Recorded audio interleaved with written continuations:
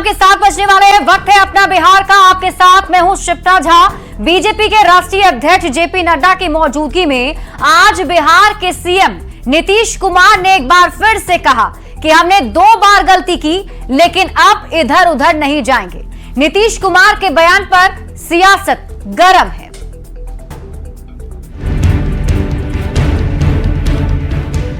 हमसे गलती किया 2 बार, हम कभी उन लोगों को साथ किए और फिर बाद में हटा दिए। हम कभी इधर उधर नहीं जाएंगे। 2 बार गलती कर दी, अब इधर उधर नहीं जाएंगे, ये कहा है बिहार के मुख्यमंत्री और जेडीयू के राष्ट्रीय अध्यक्ष नीतीश कुमार ने। नीतीश कुमार ने स्वास्थ्य विभाग के कार्यक्रम में बीजेपी के राष्ट्रीय अध्यक्ष जेपी नड्डा की मौजूदगी में एक बार फिर जोर देकर कहा कि हमने 2 बार गलती की, लेकिन अब इधर उधर नहीं जाएंगे। बिहार में बीजेपी और जनता दल यूनाइटेड ने मिलकर सारा काम किया है। हम लोग शुरू से साथ थे। बताइए ना, मेरा रिश्ता था 1995 से, तो बीच में कभी 2 बार इधर उधर हुआ, वो गलती हुई, और अब कभी इधर उधर नहीं होगा। सीएम नीतीश कुमार के बयान पर सियासत भी गर्मा गई है कि बार बार नीतीश कुमार जी को ये बात कहनी पड़ती है। भाजपा इतनी मजबूर कर रही है, भाजपा इतना इनसिक्योर अपने को फील कर रही है, सुरक्षित फील कर रही है कि बार बार नीतीश जी को उनको याद दिलाना पड़ता है कि भाई हम आप ही के साथ हैं। बीजेपी का कहना है कि सीएम नीतीश ने आरजेडी के साथ अपने अनुभव को साझा किया है। मुख्यमंत्री जी अपने अनुभव को साझा कर रहे हैं कि राजद के साथ जाकर विकास परक कार्य करना कितना मुश्किल है। मुख्यमंत्री जी की पहचान विकास पुरुष के रूप में है। जो विकास का सबसे बड़ा दुश्मन है, उसके साथ विकास करने वाला व्यक्ति कैसे रह सकता है। तो वहीं कांग्रेस कह रही है कि आखिर नीतीश कुमार को बार बार सफाई क्यों देनी पड़ रही है। सबको पता है कि नीतीश जी का पुराना रिश्ता भारतीय जनता पार्टी के साथ था, लेकिन नरेंद्र मोदी जी के साथ नहीं। आपको बता दें कि अगस्त 2022 में नीतीश कुमार ने बीजेपी का साथ छोड़ा था, लेकिन 2 साल से भी कम वक्त में वो दोबारा एनडीए में वापस लौट आए। नीतीश कुमार अब बार बार कहीं ना जाने की बात कहकर किसी भी तरह की कयासबाजी को जड़ से खत्म कर देना चाहते हैं। न्यूज़ 18 के लिए पटना से शैली। बढ़ते आगे, सासाराम पहुंचे केंद्रीय एमएसएमई मंत्री जीतन राम मांझी ने सीएम नीतीश कुमार के बयान पर प्रतिक्रिया दी है। उन्होंने कहा कि सीएम नीतीश कुमार में परिपक्वता आई है। वे 2 बार आरजेडी के साथ जाकर खामियाजा भुगत चुके हैं। अब वो आगे कभी ऐसी गलती नहीं करेंगे। ये उनकी अच्छी सोच है और ये बात वो बार बार दोहराते हैं। जिन कारणों से महागठबंधन छोड़ करके कि महागठबंधन में चले आए थे, एनडीए छोड़ करके उसका खामियाजा भुगतना पड़ा, और आज फिर जब वो कह रहे हैं कि हम ऐसा न करेंगे, तो हम भी मानते हैं कि अच्छी सोच के तहत वो कर रहे हैं। उनको सही है कि कहीं नहीं जाना चाहिए। बिहार के ग्रामीण कार्य मंत्री अशोक चौधरी ने दावा किया है कि बहुत जल्द आरजेडी के विधायक टूटने वाले हैं और विधायकों को टूट से रोकने के लिए ही तेजस्वी यादव दावा कर रहे हैं कि उनकी नीतीश कुमार से बात हो रही है। अशोक चौधरी ने कहा कि बिहार में एक ही टाइगर है और वो है नीतीश कुमार। अशोक चौधरी ने आगे कहा कि आरजेडी के कई विधायक जेडीयू के संपर्क में हैं।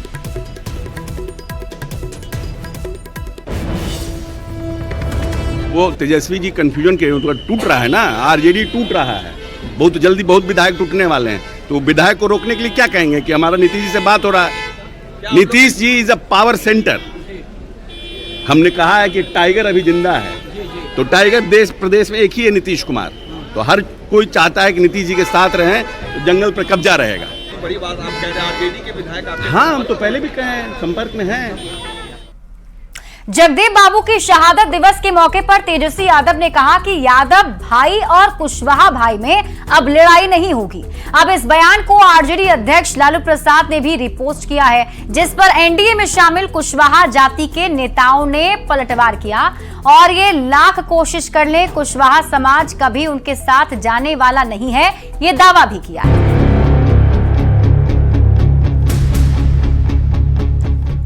यादव भाई और कुशवाहा भाई में लड़ाई नहीं होगा। एक भाई बन करके अधिकार और पिछड़ा समाज को, अति पिछड़ा समाज को, दलित अल्पसंख्यक समाज को दिलाने का काम करें।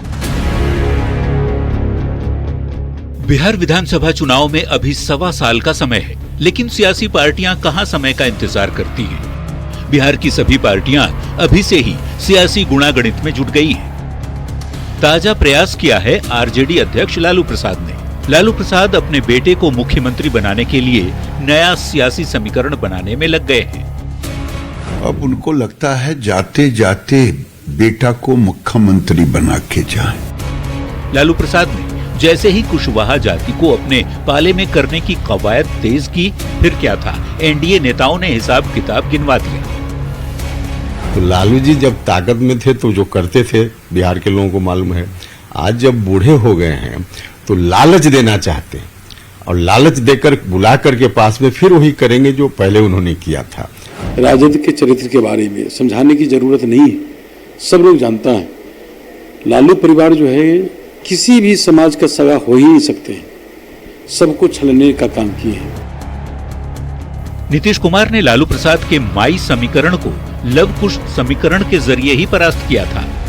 अब लालू प्रसाद नीतीश के लव कुश समीकरण में सेंधमारी कर कुशवाहा यानी कि कोएरी जाति को अपने पाले में लाने में जुटे हैं। इसी के तहत लोकसभा चुनाव में इंडिया गठबंधन ने कुशवाहा जाति के 7 कैंडिडेट को मैदान में उतारा, जिसमें से आरजेडी का 1 और सीपीआई-एमएल के 1 कुशवाहा उम्मीदवार को जीत मिली थी। हालांकि बिहार में अब तक का सियासी इतिहास यही बताता है कि यादव जाति के लोगों से लव कुश यानी कुर्मी कोएरी जाति के लोगों की कभी नहीं बनी। ऐसे में सवाल है कि क्या कुशवाहा लालू की बात मानेंगे? न्यूज़ 18 के लिए दिल्ली से अमितेश सिंह और पटना से आनंद अमृतराज के साथ ब्यूरो रिपोर्ट। केंद्रीय स्वास्थ्य मंत्री जेपी नड्डा ने बिहार को स्वास्थ्य सेवा के क्षेत्र में बड़ी सौगात दी है। 2 दिन के बिहार दौरे के पहले दिन जेपी नड्डा ने पटना के IGIMS में RIO यानी रीजनल इंस्टीट्यूट ऑफ ऑप्थेल्मोलॉजी का उद्घाटन किया। इसके बाद भागलपुर पहुंचे केंद्रीय स्वास्थ्य मंत्री ने जवाहरलाल नेहरू मेडिकल कॉलेज अस्पताल में सुपर स्पेशलिटी ब्लॉक का उद्घाटन किया। केंद्रीय स्वास्थ्य मंत्री इसके बाद गया पहुंच रहे हैं, जहां वे अनुग्रह नारायण मगध मेडिकल कॉलेज और अस्पताल में भी सुपर स्पेशलिटी ब्लॉक का उद्घाटन करेंगे। कार्यक्रम के दूसरे दिन शनिवार को जेपी नड्डा दरभंगा और मुजफ्फरपुर को भी बड़ी सौगात देने वाले हैं।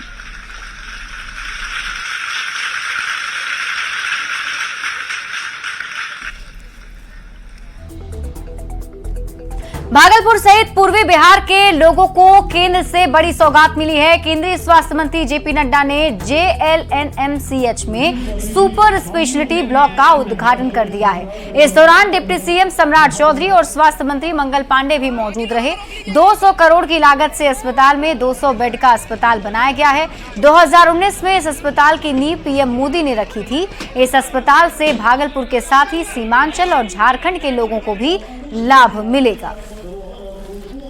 नीति निर्धारक तो है, हम कार्य को पालना करना और कार्य को पूरा करना इसकी जिम्मेवारी तो है, लेकिन हमारे मालिक आप हैं। अगर आप सही फैसला करते हैं तो हम सही तरीके से आपकी सेवा में जुट जाते हैं। इस बात को भी आपको समझना है।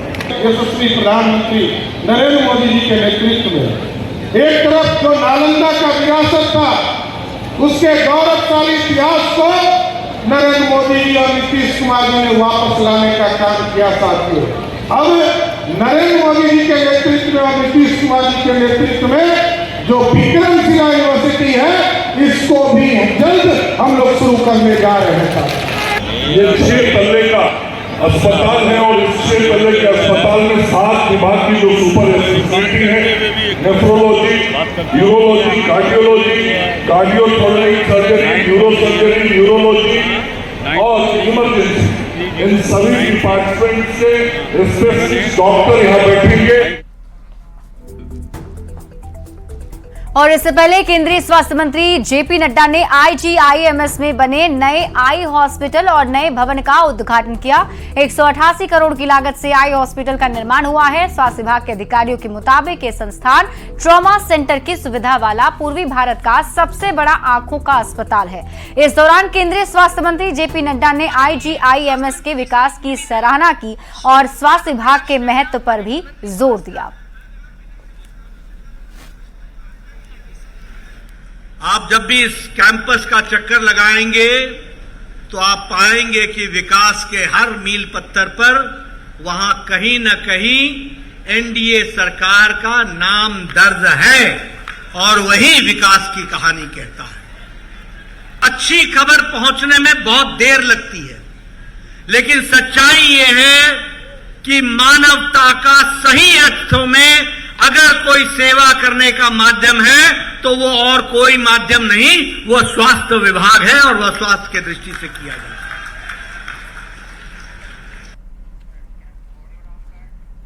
उत्तर प्रदेश के कई जिलों में भेड़िया तो बिहार के मुजफ्फरपुर में सियार ने आतंक मचा रखा है। जिले के हसनचक बंगरा गांव में बुधवार शाम सियारों के एक झुंड ने अचानक हमला कर दिया और इस घटना में 1 दर्जन से अधिक लोगों के घायल होने की खबर है। लोग यूपी में भेड़िए के हमले की खबर सुनकर डरे हुए थे। अब खबर है कि बिहार के मुजफ्फरपुर जिले के शेरपुर पंचायत के हसनचक बंगरा गांव में सियारों के हमले से 1 दर्जन से ज्यादा लोग घायल हो गए हैं। झुंड में सियारों ने बुधवार शाम अचानक गांव में घुसकर लोगों पर हमला बोल दिया। सियार ने करीब 1 दर्जन लोगों को काट लिया। अब इसमें अधिकतर बच्चे और महिलाएं हैं। हालांकि सभी घायलों का इलाज कराया जा रहा है, लेकिन स्थिति ऐसी है कि ग्रामीणों की रातों की नींद उड़ गई है। दिन में भी लाठी के साथ गांव की पहरेदारी कर रहे हैं। ग्रामीणों का कहना है कि ये जानवर कुत्ते जैसा दिखता है और लगता है जैसे सियार हो, पर ये कोई भेड़िया तो नहीं है और इसकी वजह से पूरे इलाके में दहशत बनी हुई है। और चूंकि ये गांव नहर के किनारे बसा हुआ है, जिसके किनारे घनी झाड़ी और बड़े बड़े पेड़ हैं, सियार हमले के बाद इसी झाड़ियों के बीच छिप जाता है और लोग उसे ढूंढ नहीं पाते हैं। गोल्डन जेकल, जो कैनिस ऑरियस कहते हैं, ये कुत्ते की प्रजाति का जानवर होता है। ये वही जानवर है और ये जानवर प्रायः मानव आबादी से दूर रहता है, सुनसान इलाके में रहता है। शाम के वक्त निकलता है, सुबह में सूरज निकलने से पहले फिर अपने घर को चला जाता है। इधर वन विभाग ने सूचना के बाद इस क्षेत्र में सियार को पकड़ने के लिए 3 पिंजरा भी लगा दिया है, पर अब तक उसे पकड़ा नहीं जा सका है। वन विभाग की रेस्क्यू टीम ने सियार को पकड़ने के लिए अभियान चलाया है, पर हाथ अब तक खाली हैं। वन विभाग लोगों की शिकायत करने के बाद एक्टिव तो हो गया है, लेकिन देखना ये होगा कि इस पिंजरे में सियार फंसता भी है या नहीं। जब तक सियार को पकड़ नहीं लिया जाता, तब तक लोगों की नींद तो उड़ी रहेगी।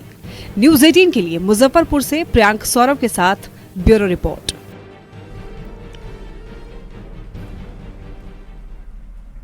और इस बीच आपको बड़ी खबर बता दें गोपालगंज से, जहां बैंक ऑफ बड़ौदा के सीएसपी संचालक पर पेंशनधारियों के खाते से करोड़ों रुपए की ठगी कर लिए जाने का खुलासा हुआ है।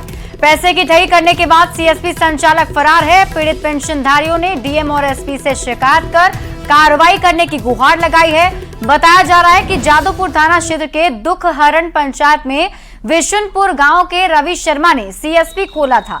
आरोप है कि पेंशन का पैसा निकालने गए पेंशनधारियों के खाते से करोड़ों रुपए की निकासी कर ली गई। वहीं इस मामले में एसपी ने जांच कर कार्रवाई करने के निर्देश दिए हैं। गांव में जो सीएसपी जो बैंक ऑफ बड़ौदा का शाखा जो ग्राहक सेवा जो केंद्र चलता था, उसमें लगभग करोड़ों से ऊपर लोगों का, गरीबों का जो पैसा वो धोखाधड़ी से वो लूट लिए। लोग पेंशन उठाने जाते थे, अगर 500 रुपया उठाने जाते थे तो जितना खाता में था 10,000, 20,000, 50,000 वो सब पैसा वो निकाल लेते थे। मैया से 3 साल में पैसा भेजे वाला 5,65,000 तो हम फिगर लगा ले 400 का पेंशन में 100 पैसा काट ले बारे, भाग गइल बारे, हमर घर गिर गइल बा, घर में बनाओ खातिर गांव पैसा ले आवे, भाग गइल बारे घर छोड़ के। मालिक से भेजत नहीं, हर महीना में भेजम तनख्वाह अपन हम ले 3,000 5,000 खर्चे खातिर, बाकी वहीं में टोटल छोड़ दें। 2 लाख हमरा पर ला, हमरा लड़की पर 1 लाख रहा, हमरा ससुर जी पर 23,000 रहा। टोटल पैसा निकाल ले बड़े, खाली फिंगर कहे कि पोंछ के धरत, दोबारा धरत, 3 बेर 4 बेर फिंगर लेके सारा पैसा लेके भागल बड़े, बैंक बंद करके हमने। और इस बीच बेतिया से आपको बड़ी खबर बता दें, गोली मारकर प्रॉपर्टी डीलर से लूट की गई है। प्रॉपर्टी डीलर से 5 लाख रुपए की लूट की गई।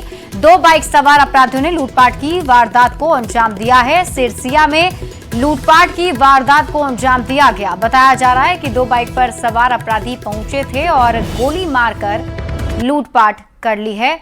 प्रॉपर्टी डीलर से लूटपाट की वारदात को अंजाम दिया गया है। हम पैसा लेके जा रहे थे देने के लिए महावीरपुर चौक, तो ये रास्ता में सिरिसिया और आदर चौक के बीच में 2 लोग सामने से आके गोली पहले मार दिए, तो उसको बाइक भी छीन के ले चले गए। फ़ोन भी छीन के ले चले गए। वो किधर भागे हैं? वो सिरिसिया गाँव की तरफ आए, आदर चौक तो से आ रहे थे। समस्तीपुर में युवक के साथ तालिबानी व्यवहार का मामला सामने आया है। बिजली के खंभे में बांधकर युवक की पिटाई की गई है। साथ ही पीड़ित युवक के सिर के बाल और मूंछ मुंडवा दिए गए हैं। बताया जा रहा है कि बकाया पैसा मांगने के बाद पंचायत के नाम पर युवक को बुलाया गया था और फिर चोरी का आरोप लगाकर उसके साथ मारपीट की गई। जख्मी हालत में युवक को इलाज के लिए अस्पताल लाया गया। मथुरापुर थाना क्षेत्र के नागर बस्ती की घटना बताई जा रही है।